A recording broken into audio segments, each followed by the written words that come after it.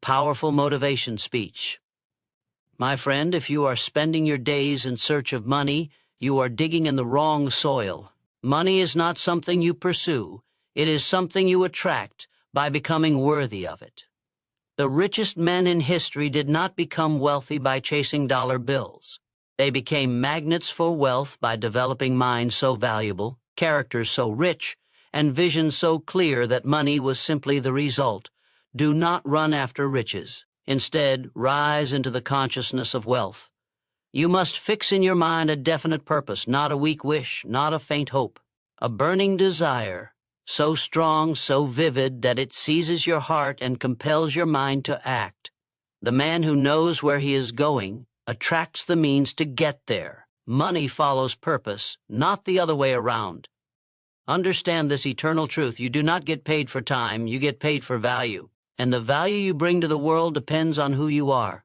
If you want more money, become more valuable. Increase your mind, expand your spirit, multiply your service. Stop asking the world, where is my reward? Ask instead, how can I serve more?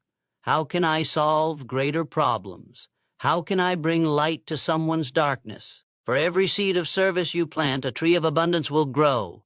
You must become the very thing you seek. To become money is to become a source of value, a vessel of prosperity, a wellspring of solutions. Transform yourself, and your bank account will follow. Let your faith be the engine, and your action the wheels. A man who believes without moving is asleep. A man who moves without believing is lost. But the one who moves because he believes is unstoppable.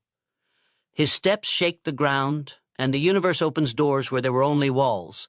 So I say to you now, do not look for money.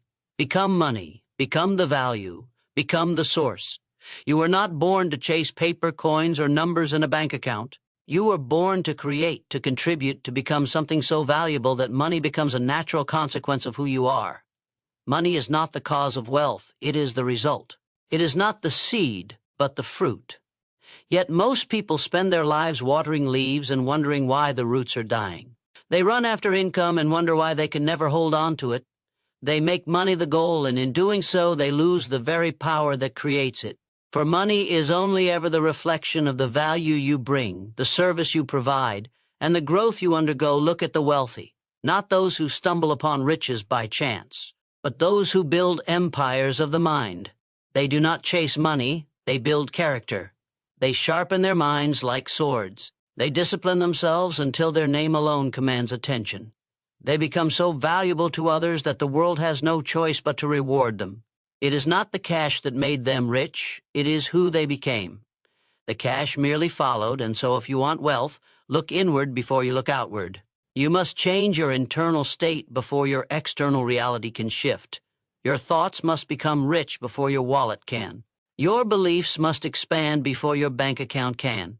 You must become the kind of person who naturally attracts opportunity, who naturally magnetizes support, who naturally finds doors opening where others see only walls. Money flows to those who live in harmony with its laws, not those who struggle against them. Too many people think that if they can just get a little more money, life will be better. But that is like saying if the tree had more fruit, the roots would grow. No, it is not more money that makes the man, but more manhood, more vision, more persistence, more skill, more courage that makes the money. Until you become the cause, you will always be enslaved to chasing effects. Until you understand that money is a symptom, not the disease, you will never break free from financial dependency. If you look at a poor man who suddenly gains money through lottery, inheritance, or luck, you will find that in most cases the wealth disappears faster than it came. Why? Because the money arrived, but the mind did not grow. The man received the fruit without learning how to plant, tend, and reap. And what you do not earn in spirit, you cannot sustain in life. The external world will always return to match the internal world. Money without mental readiness is like pouring water into a cracked jar. No matter how full it gets, it always leaks. This is why the true path to riches begins in silence, in solitude, in study, It begins with the shaping of a mind that can think creatively, a heart that can endure pain, and a will that refuses to quit. It begins when a man says, I will no longer ask for money. I will ask for wisdom. I will ask for growth. I will ask for discipline. For when he gains these, the money comes on its own. No one ever got rich selling time. If that were the case, the hardest workers in the world would be the wealthiest. But it is not effort alone that pays. It is intelligent, directed, purpose-driven effort that produces results. You can dig all day in the wrong field and come home with nothing. But if you plant the right seed in the right soil with the right knowledge, the harvest is guaranteed. Money responds to principles, not panic. It flows to the courageous, not the desperate. It follows the ones who walk by faith, not by sight, so look not at your lack. Do not complain of your debts. Do not shrink at the size of your bank account or fear the limitations of your background. These are but shadows cast by yesterday's thoughts. Today you can begin again. Today you can start the inner work that rewires your destiny. Today you can say, I will become a person of value. I will think for myself. I will develop my mind. I will build something the world cannot ignore. And when you do that, money becomes irrelevant, because now you are playing a higher game, a game of impact, of contribution, of legacy. The man who becomes wealth in spirit never has to worry about money again. He knows that he carries the source within him. He could lose everything and still rebuild it. He could be stripped of all possessions and still find a way. Why? Because his greatest treasure is not in his pocket, but in his mind. He is the cause and money is the effect. He is the fountain and money is the stream. He is the master and money is the servant. When you understand this, you are free. You no longer wake up chasing shadows. You wake up building substance. You no longer beg the world to pay you. You command it to value you. And you no longer search for money. You attract it, not by wanting more of it, but by becoming more of you. The world does not reward the man who drifts. It rewards the man who decides. The man who knows what he wants, why he wants it, and refuses to stop until it is his. You may wander through life with talent, with education, even with ambition. But if you have no definite aim, your power is scattered like sunlight through a fog. The moment you fix your mind on a clear, burning desire, the moment you make a definite decision to pursue one goal above all others, you call into motion unseen forces that begin. To shape your reality around that desired definiteness of purpose is the starting point of all achievement. It is the compass by which all decisions are made. The man who moves without direction is pushed by circumstances, manipulated by fears, tossed by the opinions of others. But the man who moves with purpose is a force of nature. He does not ask for permission. He does not wait for perfect conditions. He does not concern himself with how it will all come together. He decides first, absolutely, and the way appears as he walks a clear purpose is more powerful than resources, more powerful than connections, more powerful than intelligence, because resources without direction are wasted. Connections without clarity are useless. Intelligence without commitment is paralysis. But when a single, focused mind locks onto a purpose with unshakable faith, the universe itself seems to bend to its will. Circumstances shift, people appear, opportunities emerge, and what once seemed impossible becomes inevitable. The riches of life do not come to the man who is busy. They come to the man who is effective. And effectiveness is born from focus. Not a scattered wish list of goals, not a vague intention to be successful, but a bold declaration of purpose so specific, so meaningful, so emotionally charged that it awakens the mind, stirs the heart, and fuels relentless action. If your goal does not move you deeply, it will never move the world. If your purpose does not ignite you, it will never light the path forward. Every great fortune began as a definite idea, held in the mind of a man or woman who refused to let it go. It was not luck. It was not magic. It was a clear picture held with such conviction that the outer world had no choice but to reflect it. You become what you think about. If what you think about is backed by purpose and belief, you attract what you pursue. If what you pursue is backed by commitment and clarity, do not make the mistake of thinking desire alone is enough. A desire is a wish. A purpose is a decision. Many people want wealth. Few people are willing to focus their life on a specific path that leads to it. Many people hope for success. Few are willing to burn the bridges, destroy the escape routes, and say, "This is what I will do, and I will do it or die trying." That kind of definiteness is rare. And that is why true wealth is rare. The riches go to the few who are clear, not the many who are curious. The mind, when fixed on a definite aim, becomes a magnet. It begins to pull into your orbit the ideas, people, and resources required for fulfillment. It sharpens your attention. It increases your energy. It gives meaning to your efforts. Without a definite purpose, effort becomes labor. With it, effort becomes sacred. Time becomes precious. Discipline becomes natural. Sacrifice becomes joy. You no longer ask, "Should I keep going?" You say, "I cannot stop." You no longer wonder, "What if it doesn't work?" You declare, "I will make it work." And when you speak and act from that level of resolve, you separate yourself from the masses.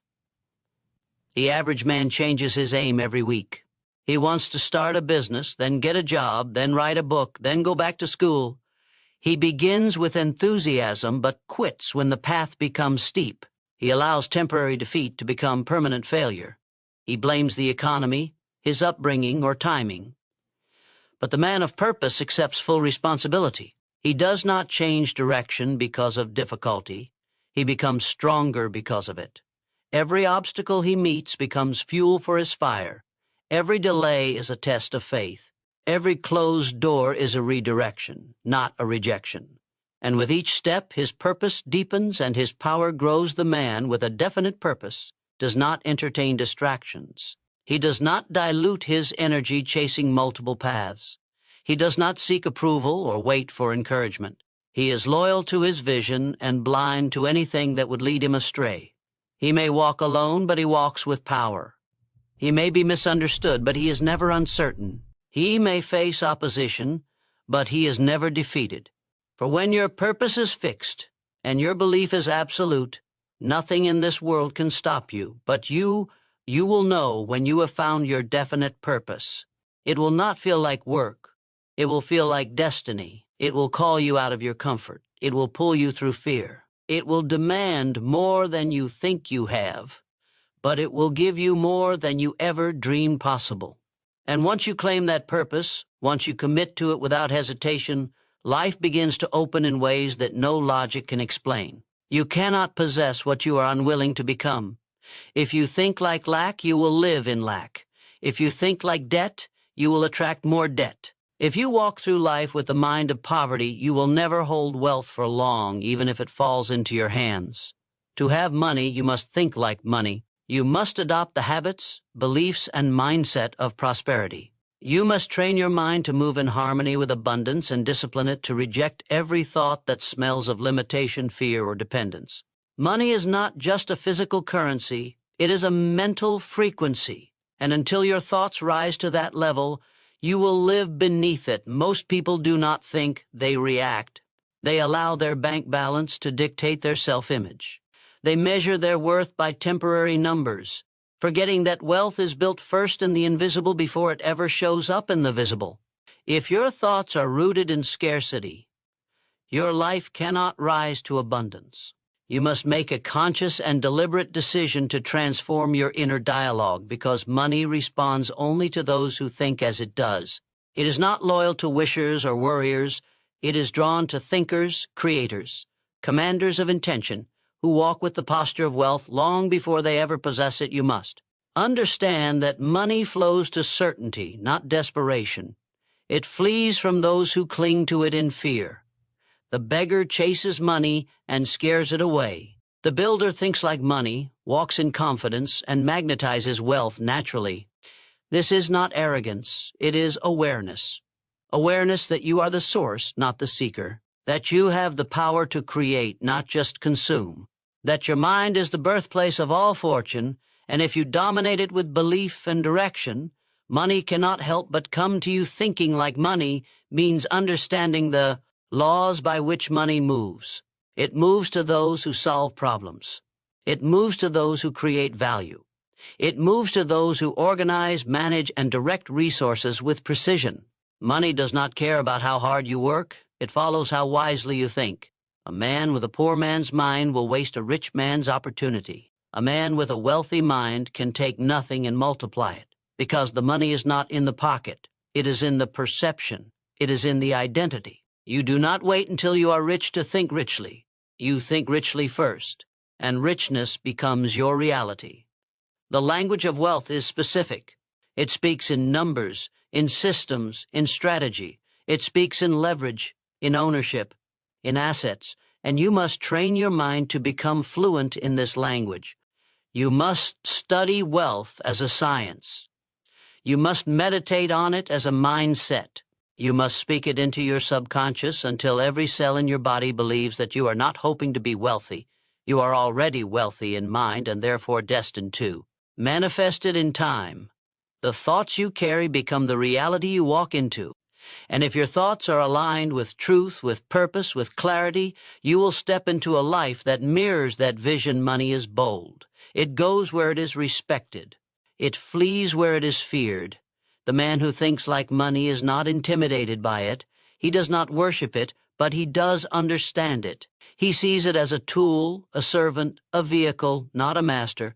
And because he thinks in terms of value, scale, and service, he naturally attracts the resources needed to fulfill his vision.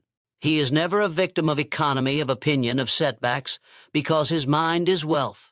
His thoughts are seeds, and he plants them daily.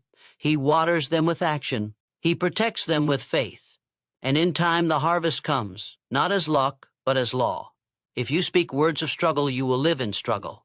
If you speak the language of wealth, you will grow into it. Speak not of what you cannot afford. Speak of how you are increasing your value. Speak not of what is missing. Speak of what you are building. Your words shape your thoughts, and your thoughts shape your world. And if you fill your world with the thoughts of a wealthy man, you will soon live the life of one thinking like money. Also means thinking long term. It means resisting the trap of instant gratification. It means making decisions not based on comfort today, but freedom tomorrow. The man who thinks like money invests, multiplies, and expands. He delays reward to build a future he cannot be shaken from. He trades consumption for creation. He trades spending for scaling. He sees every dollar not as an object to be used, but as a soldier to be deployed. And he puts his soldiers to work, knowing that in time they will return with more of their kind. You must discipline your thoughts to reject fear, lack, and excuses. You must train your imagination to see wealth not as a fantasy, but as a duty. You must hold yourself to the mental standard of someone who already has what he seeks. That is how the universe responds. Not to neediness, but to readiness. Not to desperation, but to expectation. To think like money is to expect increase, to anticipate opportunity. To believe without hesitation that you are the vessel through which wealth will flow, and when you begin to think like money, you walk differently, you speak differently, you treat time differently, you choose differently. You no longer wait to be chosen, you choose yourself. You no longer seek validation, you validate your own vision. You no longer hope for a better life. You build it in your mind and work it into the world with every decision, every action, and every belief that aligns with the man you were, always meant to become. The foundation of all lasting wealth is service. Not manipulation, not shortcuts, not empty promises, but service, real, intentional, powerful service to others. You cannot receive until you first give. You cannot harvest where you have not sown. And too many people spend their lives chasing results they never earned, demanding rewards they never planted the seed for. The law of life is precise and unforgiving. In this way, you are paid in direct proportion to the value of the service you render. You may not like it, you may not agree with it, but you cannot escape it. Service is not slavery. It is the highest form of creation. It is the process by which you prove your worth in action. It is the way you say to the world, here is what I have built. Here is how I solve your problem. Here is what I offer that improves your life. And when you do this with intention, excellence, and consistency, the world pays attention. It rewards the man who gives more than he takes. It elevates the one who serves more than he demands. And it multiplies the reach of anyone who begins with the question, "How can I help?" There are two kinds of people in this world, those who wait to be served and those who serve. The first lives in entitlement. The second lives in abundance. The man who waits for someone to open the door never builds his own house. But the man who looks for ways to contribute, to uplift, to increase the lives of others, finds that doors open to him without knocking. Because people are not drawn to need, they are drawn to value. And value is created through service. You may think you need more money, more clients, more attention, but what you really need is more service. You must ask yourself daily, what problem am I solving? What burden am I lifting? What dream am I helping others achieve? If you do not have what you want, it is because you are not yet giving enough of what others want. Money is an echo of service. It does not appear on its own. It responds to the energy, effort, and impact you bring into the lives of others. If you want more, give more. If you want to rise, lift others. Service demands humility. It demands that you put ego aside and see yourself as a channel through which something greater flows. Your gifts, your skills, your talents, they are not meant for your pride. They are meant for your purpose. They are tools with which to build a better world, to elevate those around you, to solve real problems for real people. And the more you serve, the more those tools grow. The more you give, the more capacity you gain. You do not shrink by serving, you expand. And the more expansive you become, the more wealth flows to you as a natural consequence. You must never confuse busyness with service. True service is not just doing more, it is doing what matters. It is the focused delivery of something meaningful to someone who needs it. It is not noise, it is not activity for the sake of motion. It is precision. It is excellence. It is the consistent delivery of real results over time without excuse. It is the willingness to show up when others quit, to serve when others sulk, to deliver value even when you are not being watched. That kind of service builds trust. And trust in the marketplace is currency. If you serve with integrity, you will never be poor. You may not always be rich in the beginning, but the wealth must come because service compounds. Every act of value, every solution delivered, every person helped becomes a seed. And though you may not see the fruit immediately, the harvest is on its way. The man who tills his field with patience, who works while others sleep, who gives without watching the clock, he is preparing for wealth the world cannot take from him. For while others are begging for opportunity, he is building a legacy of value. You must never seek to do the minimum. The minimum creates mediocrity, and mediocrity creates obscurity. You must do more than expected. You must go the extra mile, not once, not occasionally, but until it becomes your nature, because the extra mile is never crowded. It is the place where leaders are born. It is the place where loyalty is built, where word spreads, where reputations are formed. And the man who lives on the extra mile becomes irreplaceable. The world pays those who cannot be replaced, and you become irreplaceable through unmatched service. Service is not beneath you. It is the proof that you believe in your vision. It is the visible evidence that you are worthy of wealth. When you stop chasing quick wins and start committing to deep impact, you separate yourself from the masses. Most people are chasing money. Few are chasing mastery. And those who chase mastery through service always find that money chases them. Because the marketplace does not respond to hunger, it responds to helpfulness. It does not reward need, it rewards necessity. Become necessary, and your wealth becomes inevitable. Your future does not depend on who you know or what you have. It depends on who you serve and how well you do it. Begin with what you have. Start where you are. Find someone who needs what you can give and give it with your whole heart. Build your name through value. Build your power through service. And build your wealth not through begging, but by becoming the answer to someone else's problem. You cannot transform your finances until you transform yourself. You cannot rise in the world until you rise within. Every outward result is the reflection of an inward condition. A man's bank account is a mirror of his belief system, his daily habits, his thinking patterns, and his personal standards. The money may appear outside of you, but the root of it lives inside of you. You do not attract wealth merely by action. You attract it by becoming the kind of person to whom wealth naturally flows. And to become that person, you must undergo a total transformation of the self. Most people want to change their results, but they do not want to change themselves. They want wealth without discipline. They want growth without discomfort. They want a new life with the same old habits. And so they chase the next opportunity, the next shortcut, the next trick, all while remaining unchanged at the core. And because they do not evolve, their results do not evolve. They move in circles. They blame luck. They repeat the same cycles and call it fate. But the truth is simple. Your life cannot go where your character has not matured. Self-transformation begins with awareness. You must look at yourself with brutal honesty and ask, who am I becoming through my current thoughts and behaviors? Not what do I want, but who am I being? For you do not get what you want. You get what you are. Your desires are powerless if they are not matched by the identity you live in. You must align your self-image with your desired reality. A wealthy man thinks, moves, plans, speaks, and acts differently than a man bound by scarcity. You cannot carry the inner world of poverty and expect the outer world of prosperity. Every limitation in your finances can be traced to a limitation in your thinking. Every delay in your results is connected to a delay in your decisions. You do not have a money problem, you have a mindset problem. You do not have a strategy problem, you have a self-leadership problem. When you transform your beliefs, your results follow. When you upgrade your standards, your income rises to meet them. When you take full responsibility for every part of your life, you gain the power to change any part of it.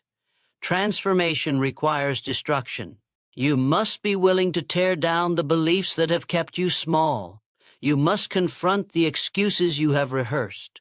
You must break the habits that drain your energy, waste your time, and sabotage your growth. You must unlearn everything that taught you that money is evil, that success is reserved for others, that your destiny is out of your control. The man you must become already lives within you, but he is buried under years of programming. And until you bring him to the surface, you will keep living a fraction of the life you were born for. This is not about motivation. This is about reprogramming the subconscious patterns that govern 95% of your daily life. You cannot change what you are unaware of. You must dig deep. You must sit with your discomfort.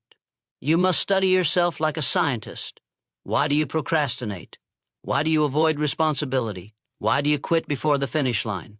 Why do you fear success just as much as you fear failure? These are not surface issues. They are deeply rooted conditions of the self. And until they are uprooted, they will reproduce the same lack in every area of your life. The man who changes his world is the man who has first conquered himself. He has trained his mind to serve him. He has mastered his emotions so they do not control him. He has built routines that reinforce excellence. He has learned to act when he doesn't feel like it, to stay when others run, to commit when others doubt.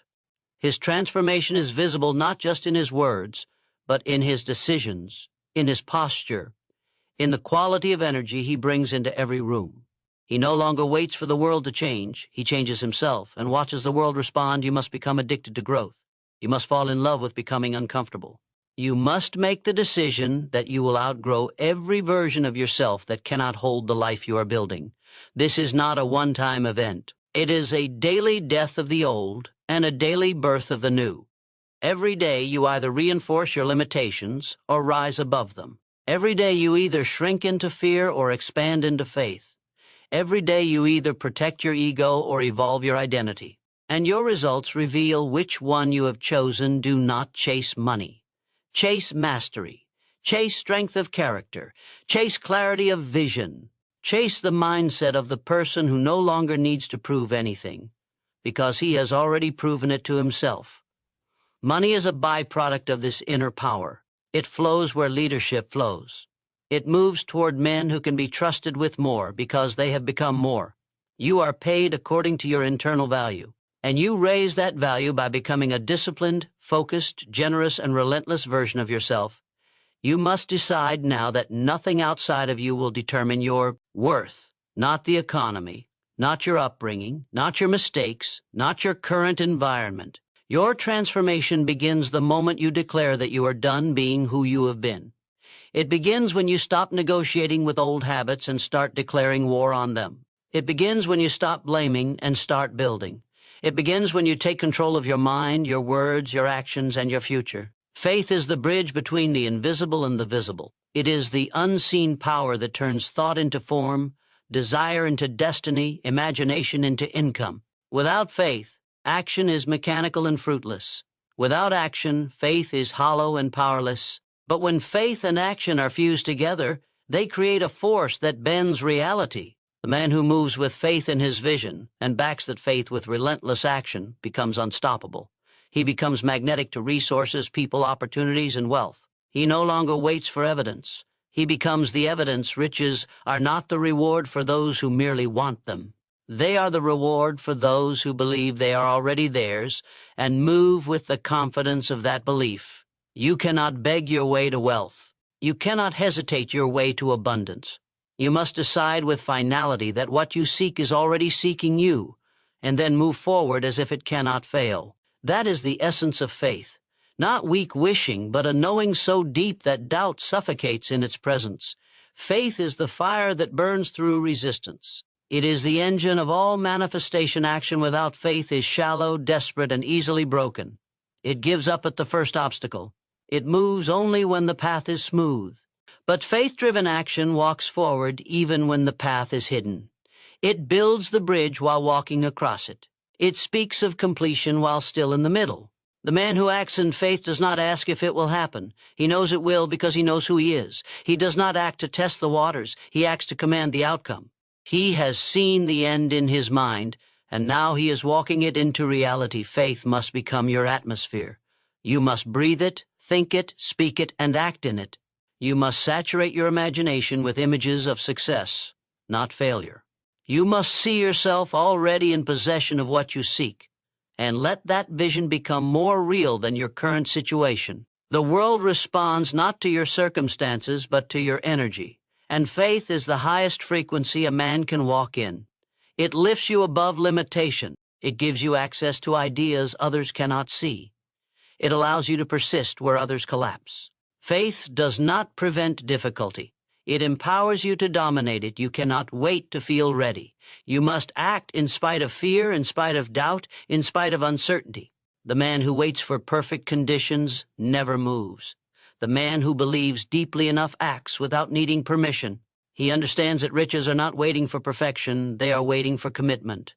Faith is commitment in the face of the unknown. It is the refusal to negotiate with fear. It is the defiance of circumstance.